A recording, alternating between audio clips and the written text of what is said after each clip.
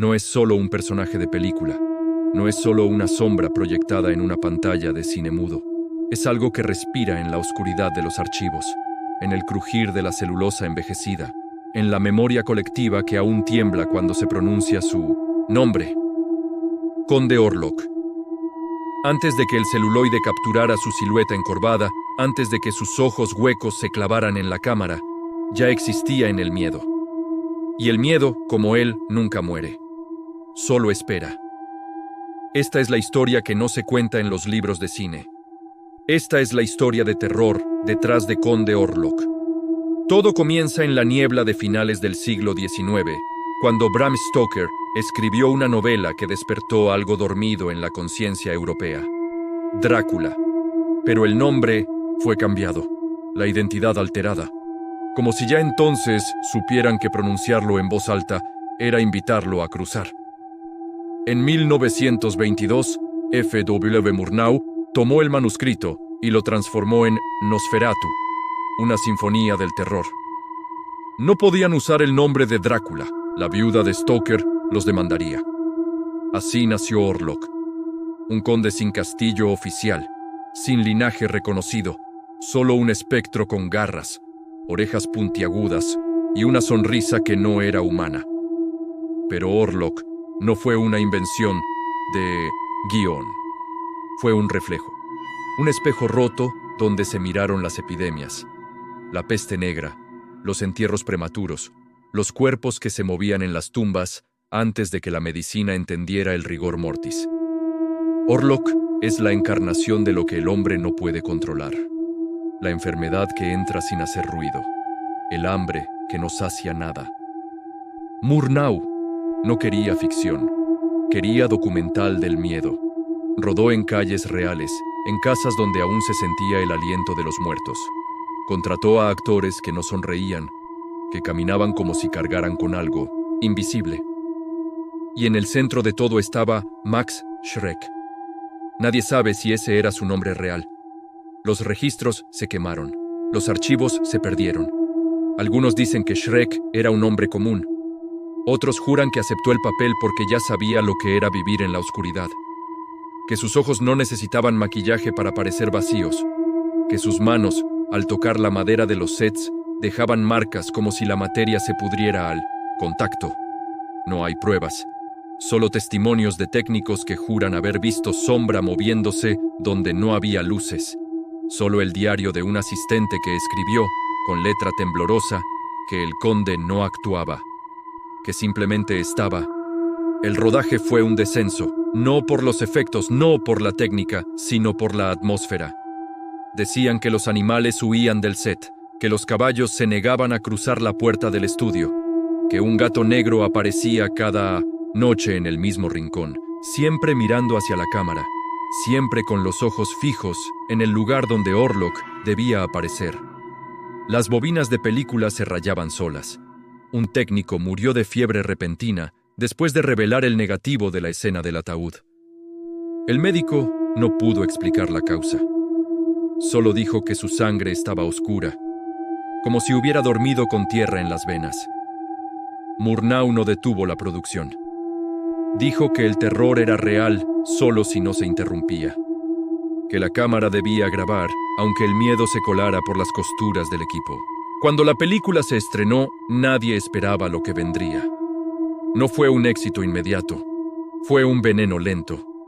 Las proyecciones terminaban con público que no aplaudía, que salía en silencio, que evitaba mirar las esquinas oscuras de las calles al regresar a casa. Los periódicos llamaron al film blasfemo, inmoral, peligroso. La iglesia lo condenó. Los médicos advirtieron que podía desencadenar histeria. Pero la verdadera maldición no estaba en la pantalla. Estaba en lo que dejó atrás. En los años siguientes, 3 de los actores principales murieron en circunstancias inexplicables. Uno se ahogó en una bañera sin agua. Otro fue hallado en su apartamento con las ventanas selladas desde dentro y un espejo roto frente a la cama. El tercero desapareció. No hay registro de su cuerpo. Solo una nota en su escritorio que decía, en letras de imprenta, que ya no necesitaba dormir. Los archivos de la productora se incendiaron 2 veces. El fuego no consumió todo. Salvó solo las copias de Orlok, como si el fuego supiera qué debía preservar. Murnau murió en un accidente de coche en 1931. Su vehículo derrapó en una carretera recta, sin nieve, sin lluvia, sin obstáculos. El conductor juró que vio una figura en el arcén, alta, encorvada, con los brazos extendidos como si esperara un viaje. No hubo rastro de huellas. Solo el coche volcado y el director con los ojos abiertos, mirando hacia arriba, como si aún viera la pantalla. Pero la historia no termina con la muerte del creador. Porque Orlok no necesita creador. Necesita testigos. Necesita que alguien lo recuerde. Y cada vez que se proyecta Nosferatu, cada vez que se restaura una copia, cada vez que un niño ve por primera vez esa silueta avanzando por las escaleras del castillo, algo se activa. No es un efecto especial. No es iluminación.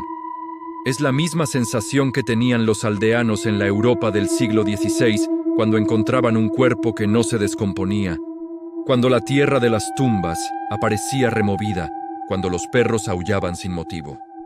Es el reconocimiento instintivo de que hay algo que no pertenece a este mundo, pero que ha aprendido a vivir en él. La leyenda dice que Orlok no fue inventado, fue descubierto, que Murnau encontró manuscritos en una biblioteca de Praga, páginas escritas en una mezcla de latín y alemán antiguo, que describían a un noble que no envejecía, que se alimentaba de la vitalidad de los demás, que dejaba tras de sí un rastro de silencio y frío, que el texto advertía que si se le daba forma visual, si se le proyectaba en luz y sombra, cruzaría el umbral, que la imagen lo haría real. Murnau lo ignoró, o quizás lo entendió demasiado bien. Quizás por eso rodó sin interrupciones. Quizás por eso no permitió que se cortara ninguna toma, porque sabía que si detenía la cámara, el conde se quedaría atrapado en el set. Y si lo liberaba en la pantalla, al menos tendría un mundo entero donde esconderse. Los escépticos dirán que son coincidencias, que el fuego es común en estudios antiguos, que las muertes son trágicas pero naturales, que el cine mudo era peligroso por la química de la época, por el fósforo, por la falta de protocolos. Y tienen razón. La lógica explica casi todo. Pero la lógica no explica por qué. Décadas después, los restauradores de la película reportan que las bobinas huelen a tierra mojada y a hierro, que los negativos parecen más oscuros de lo que deberían, que al aumentar el brillo en ciertas escenas, aparecen figuras en los pasillos que no estaban en el montaje original, figuras que miran, que esperan, que no parpadean. Orlok no es un vampiro de sangre, es un vampiro de atención.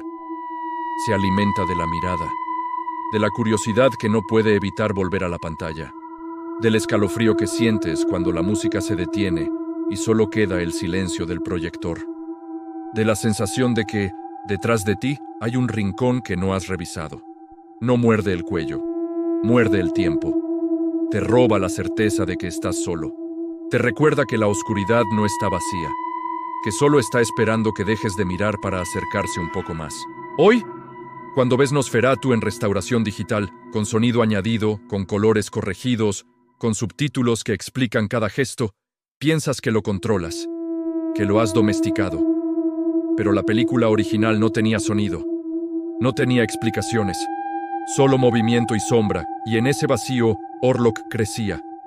En el silencio su respiración se volvía audible, en la falta de diálogo sus pensamientos se filtraban. Cada espectador completaba el horror con su propio miedo. Cada proyección era un ritual diferente. Porque el terror no está en lo que se muestra, está en lo que se esconde. Y Orlok es el maestro de lo oculto.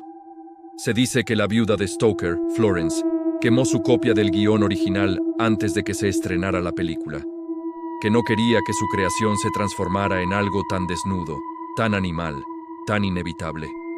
Que Orlok no seduce, no promete eternidad, no ofrece amor oscuro, solo ofrece hambre.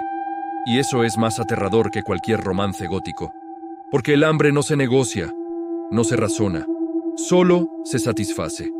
Y cuando se satisface, vuelve. Siempre vuelve. Los archivos cinematográficos guardan una nota encontrada en el camerino de Shrek después del rodaje. Está escrita en un papel amarillento, con tinta que parece no haber secado nunca. Dice, en alemán, que el conde no necesita descanso, que ya ha despertado, que la cámara fue solo una puerta, que ahora pertenece a quien lo observe, a quien lo recuerde, a quien no pueda dejar de pensar en él cuando apaga la luz. La nota fue catalogada como broma de producción, archivada como curiosidad, pero los conservadores que la han manipulado reportan que el papel está frío al tacto, que la tinta huele a óxido, que a veces, al leerla en voz baja, sienten que alguien respira detrás de su hombro, y giran, y no hay nadie, solo el reflejo en el vidrio de la vitrina. Y en ese reflejo, por un instante, los rasgos no son los suyos, son más largos, más pálidos, más antiguos. No es una maldición de Hollywood, no es marketing, no es leyenda urbana, es la acumulación de siglos de miedo a lo que no entendemos, a lo que se mueve en la periferia, a lo que no deja huella, pero sí deja vacío. Orlok es el eco de los entierros precipitados, el grito ahogado en la peste, la sombra que se alarga en la pared de un hospital abandonado. Es el recordatorio de que la muerte no es el final, es solo un cambio de estado. Y algunos estados no quieren quedarse quietos. Cuando terminó la guerra, cuando el cine mudo fue reemplazado por el sonoro, cuando las nuevas generaciones rieron de los efectos primitivos, Orlok no desapareció. Se adaptó, se escondió en las copias piratas, en las proyecciones clandestinas, en los VHS deteriorados, en los archivos de Internet que se cargan a las 3 de la mañana, cuando la casa está en silencio y el sueño no llega. Porque el terror no necesita calidad, necesita atención. Y Orlok tiene todo el tiempo del mundo para esperar que vuelvas a hacer clic. Los restauradores modernos usan algoritmos para limpiar la imagen. Eliminan rayas, corrigen contraste, estabilizan el fotograma. Pero hay algo que el software no puede tocar: la densidad de la sombra. La forma en que la oscuridad en la escena del ático parece tener peso. La manera en que los ojos de Orlok, incluso en resolución baja, siguen tu movimiento. No es un efecto óptico, es una presencia. Y está ahí porque fue puesta ahí a propósito. O porque nunca se fue. Se cuenta que en un festival de cine en los años 70, un técnico vio la proyección de Nosferatu desde la cabina.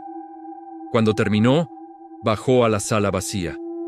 Había un olor a tierra removida. En la primera fila, un sobre sin remitente. Dentro, una fotografía en blanco y negro. Mostraba el mismo set de la película, pero sin actores. Solo la silueta del conde, de pie, mirando hacia la cámara. Al dorso, una fecha, la del día siguiente. El técnico no habló del tema. Renunció una semana después. Nadie lo vio más. La foto desapareció de los archivos, pero algunos dicen que sigue circulando, que aparece en lotes de material viejo, que siempre muestra lo mismo, y que la fecha cambia. Siempre es mañana. Orlok no necesita sangre para vivir. Necesita que lo recuerdes. Necesita que sientas el frío en la nuca cuando mencionan su nombre, que evites los espejos después de ver la película, que revises la puerta 2 veces antes de dormir, que te preguntes, aunque sea por un segundo, si la sombra en la pared es solo una sombra. Porque mientras lo hagas, mientras mantengas viva la duda, él está ahí. No en el pasado, no en el celuloide, en el presente, en el espacio entre tu mirada y la pantalla, en el silencio después del último fotograma, en la respiración que contienes cuando el proyector se apaga. Esta historia no termina, no puede terminar, porque el terror detrás de Conde Orlok no es una anécdota, es un mecanismo, una advertencia grabada en luz y sombra, una prueba de que el miedo no se inventa, se descubre, se hereda, se transmite. Y cada vez que alguien ve Nosferatu, cada vez que alguien busca la historia detrás del personaje, cada vez que alguien siente ese escalofrío, inexplicable al pronunciar su nombre, el mecanismo se activa. La puerta se abre un poco más, la sombra se estira, El conde no necesita cruzar. Ya está aquí. Siempre estuvo. Solo esperaba que dejaras de buscar pruebas. Solo esperaba que creyeras. Apaga la pantalla, cierra el navegador, revisa la habitación. No hay nada. Claro que no hay nada. Pero escucha. El silencio tiene peso. La oscuridad tiene textura. Y si prestas atención, muy al fondo, donde termina el sonido de tu propia respiración, hay un roce. Suave, lento, como de alguien que camina descalzo sobre madera vieja. No mires. No hace falta. Ya sabes que está ahí. Siempre lo estuvo. Y mañana, cuando vuelvas a pensar en él, estará un poco más cerca. Porque Orlok no te persigue, te espera. Y tiene todo el tiempo del mundo.